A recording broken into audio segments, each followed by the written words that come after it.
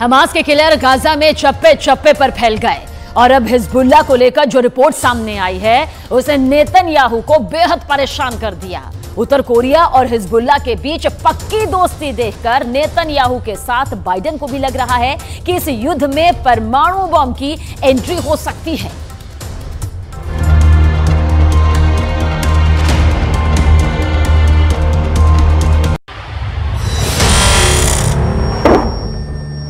Hezbollah का सबसे नया वीडियो।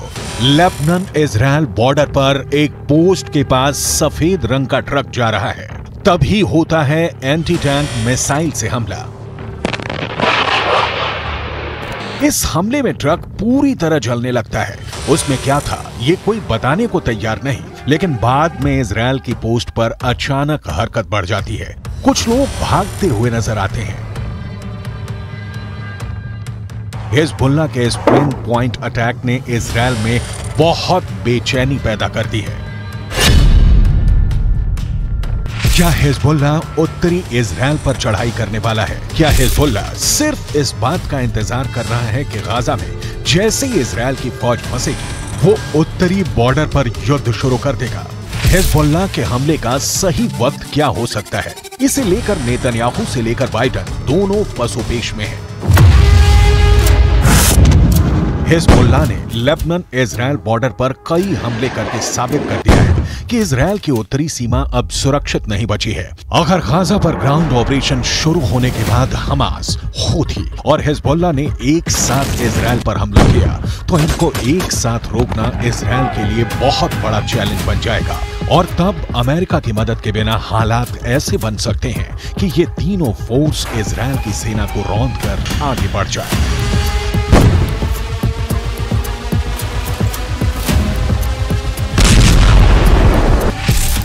गाजा में हमास के लड़ाकों की तादाद 40 से 50 हजार के करीब है। उत्तर की तरफ लेबनान में मिलिशिया हिजबुल्लाह की तादाद 1 लाख से ज्यादा है। इनके सामने इजराइल में एक्टिव और रिजर्व फोर्स मिलाकर 6 लाख से ज्यादा सैनिक हैं। ये आंकड़े बताते हैं कि इजराइल के पास 4 गुना ताकत है। القلق من إمكانية أن تذهب هذه الجبهة إلى تصعيد إضافي أو إلى حرب كاملة، أو القلق من أن تتدحرج هذه الجبهة إلى حرب واسعة، وهذا احتمال واقعي ويمكن أن يحصل، وعلى العدو أن يحسب له كل حساب। इस बीच बड़ी रिपोर्ट ये है कि इराक के मिलिशिया हश्द अल शाबी ने अमेरिका के सैन्य अड्डों पर ड्रोन के बाद मिसाइल से हमले शुरू कर दिए हैं। इन हमलों में सबसे खतरनाक मिसाइल का नाम है अल अक्सा 1। अल अक्सा 1 ईरान की फतेह 110 का ही एक नया वर्जन बताया जा रहा है, या कहें कि ईरान ने यह मिसाइल इराकी हिजबुल्लाह हश्द अल शाबी को सप्लाई की और उसने इसका नाम बदलकर अल अक्सा 1 कर दिया। यह ऐसी मिसाइल है जो हिजबुल्लाह के पास पहले से है। यह एक टैक्टिकल मिसाइल है जो छोटा परमाणु बम भी दाग सकती है। The barbarism is led by an axis of terror. The axis of terror is led by Iran. It includes Hezbollah, Hamas, Houthis, and their other minions. They seek to bring the Middle East and the world back to a dark age. They seek to torpedo, to derail any progress towards peace and the progress and the promise that we had in our budding peace treaties with our Arab neighbors. इसीलिए इस ballistic missile को लेकर अब सबसे बड़ा सवाल पूछा जा रहा है कि क्या हिजबुल्लाह के पास टैक्टिकल हमले के लिए परमाणु बम भी हो सकता है? ऐसा परमाणु बम जिससे कम दायरे में बड़ी तबाही मचाई जा सके। क्या हिजबुल्लाह के चीफ हसन नसरल्लाह ने ये परमाणु सीक्रेट अभी तक छुपा कर रखा हुआ है? 2006 में अमेरिकी कांग्रेस को दी गई एक रिपोर्ट में कहा गया था कि लेबनान के मिलिशिया हिजबुल्लाह के उत्तर कोरिया से गहरे संबंध हैं। उत्तर कोरिया हिजबुल्लाह को हथियार भी देता रहा है। इसमें रॉकेट और मिसाइल से लेकर बम और गोले भी हैं।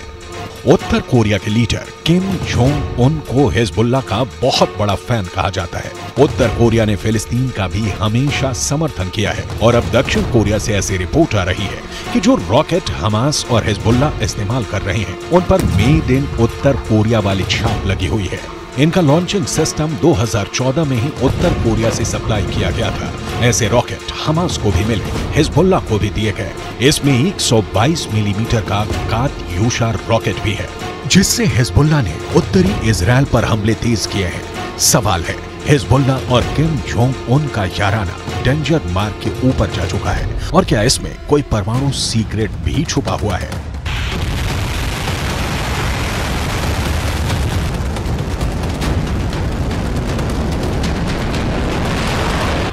फिलहाल इजराइल पर एंटी टैंक हमलों ने हिजबुल्ला के इरादों को खतरनाक रूप दे दिया है। इजराइल हिजबुल्ला के हथियारों को लेकर डरा हुआ है क्योंकि उसने अब तक जो एक्शन दिखाया है उसमें इजराइल की कई बड़ी पोस्ट के चीथड़े उड़ चुके हैं।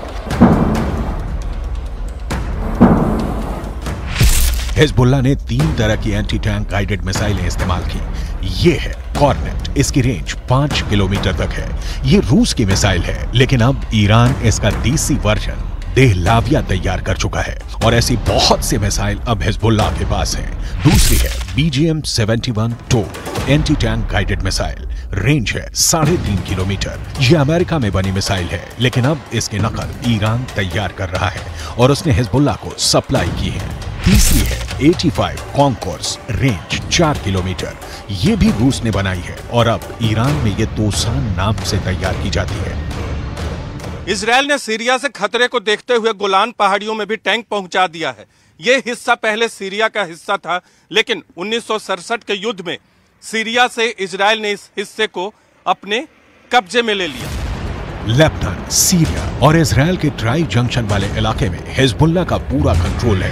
इजराइल पर वार करने के लिए उसको जो मिसाइल मिली है वो उसे ईरान से सप्लाई की जाती रही है और ऐसी मिसाइलों का हिजबुल्ला के पास बहुत बड़ा जखीरा है। तीनों मिसाइल बहुत ही घातक है, लेकिन अब एक बड़ी मिसाइल का नाम सामने आ रहा है, वो है फतह 110।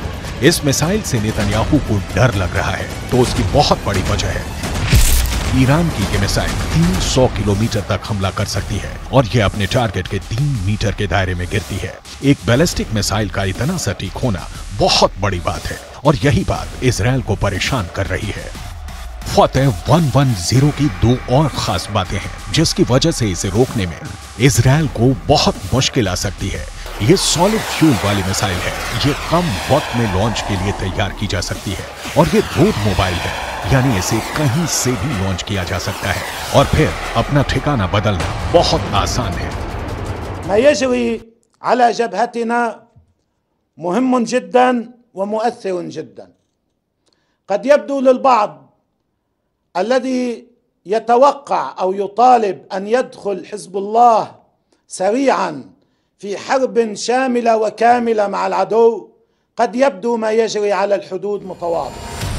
इजराइल के लिए इससे भी बड़ा खौफ क्या है वो बहुत ध्यान से समझिएगा। बाइडेन से लेकर नेतन्याहू को भी पता है कि फतह 110 मिसाइल को रोकना बहुत मुश्किल है, क्योंकि अमेरिका भी इस मिसाइल को रोकने में पूरी तरह फेल रहा है।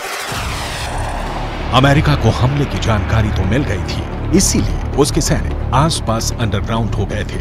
तब ईरान ने फतह मिसाइल का ही एक पुराना वर्जन इस्तेमाल किया था और अमेरिका के एयर डिफेंस सिस्टम इस मिसाइल को रोकने में नाकाम रहे थे। ईरान ने ऐसी करीब 20 मिसाइलें दागी थी। ये जहां गिरी वहां ऐसे ऐसे गड्ढे बने और 100 से ज्यादा अमेरिकी सैनिकों को धमाकों से गहरा सदमा पहुंचा था। देखा जाए तो इस वक्त पूरे पश्चिम एशिया में युद्ध की चिंगारी पहुंच चुकी है। इजराइल से लेकर गाजा तक, गाजा से निकली आग लेबनान तक पहुंच चुकी है। चिंगारी सीरिया और ईरान में भी नजर आ रही है और अब उत्तर कोरिया से मिले हथियार बड़ा खतरा बनते दिखाई दे रहे हैं। If they go strong, if they're not defeated, they will derail this process. They will imperil the entire Middle East. If the Middle East falls to the axis of terror, Europe will be next, and no one will be safe.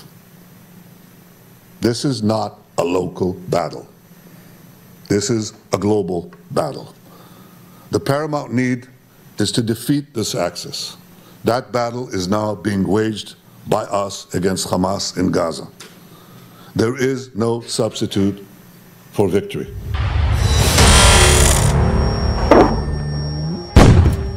Hezbollah का खतरा बहुत बड़ा है, ये Israel भी जानता है और अमेरिका भी। अगर हिजबुल्लाह ने गियर बदला तो इजराइल के लिए उसे रोकना आसान नहीं होगा। यही वजह है कि अमेरिका के विदेश मंत्री एंटनी ब्लिंकन इराक का भी दौरा कर चुके हैं। जब ब्लिंकन इराक पहुंचे तो वो बुलेट प्रूफ जैकेट पहने हुए थे। इराक में ऐसा खतरा बताता है कि अमेरिका इस वक्त वहां की मिलिशिया हश्द अल शाबी से भी घबराया हुआ है, क्योंकि ईरान समर्थित इस गुट ने अब इराक और सीरिया दोनों जगह अमेरिका के अड्डों पर हमले शुरू कर दिए हैं।